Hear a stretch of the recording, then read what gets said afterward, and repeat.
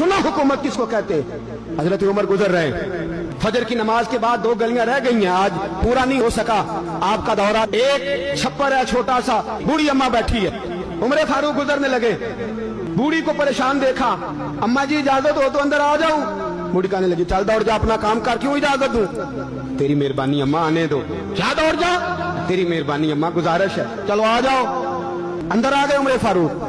अम्मा क्या परेशानी है, क्या बात? अम्मा कहने लगी खामद इंतकाल कर गया, औलाद अल्लाह ने दी कोई नहीं, मैं गरीब हूँ, 3 दिन से रोटी नहीं खाई, 25 दिनार का कर्जा चढ़ गया है, मुझे उमर फारूक से बड़ी शिकायत है। उसने मेरा हाल ही नहीं पूछा। कहने लगे शिकवा है, उमर आया ही नहीं। तो उमर कहने लगे अम्मा उमर को क्या पता कि तू इस हाल में है? कहती है नहीं पता उमर को, तो उमर से कहो छोड़ दे हुकूमत, उसके हवाले करे जो खबर रख सकता है। हजरत सैयदना नाफे फरमाते हैं जिसके सामने किसरा और रूम के बादशाह कांपा करते थे, मैंने उस उमर को बूढ़ी अम्मा के सामने कांपते हुए देखा। रास्ता तारी है उमर फारूक का। दौड़े गए, 25 दिनार लाए, राशन रख के लाए, रोटियां पकाई, बूढ़ी अम्मा को खिलाई। कहने लगे अम्मा 25 दिनार ले ले और चल, गलती हो गई, उमर को माफ कर दे।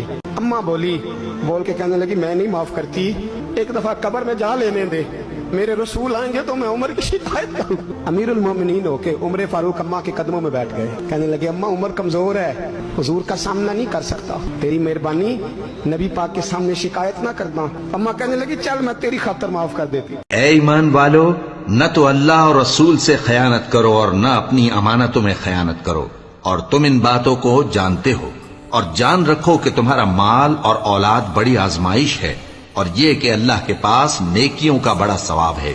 मोमिनो, अगर तुम अल्लाह से डरोगे तो वो तुम्हारे लिए हक व बातिल का फर्क जाहिर कर देगा और तुम्हारे गुनाह मिटा देगा और तुम्हें बख्श देगा, और अल्लाह बड़े फजल वाला है।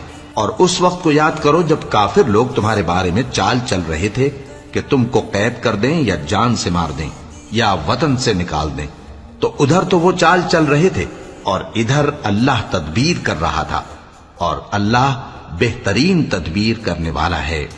और जब उनको हमारी आयतें पढ़कर सुनाई जाती हैं तो कहते हैं ये कलाम हमने सुन लिया है, अगर हम चाहें तो इसी तरह का कलाम हम भी कह दें।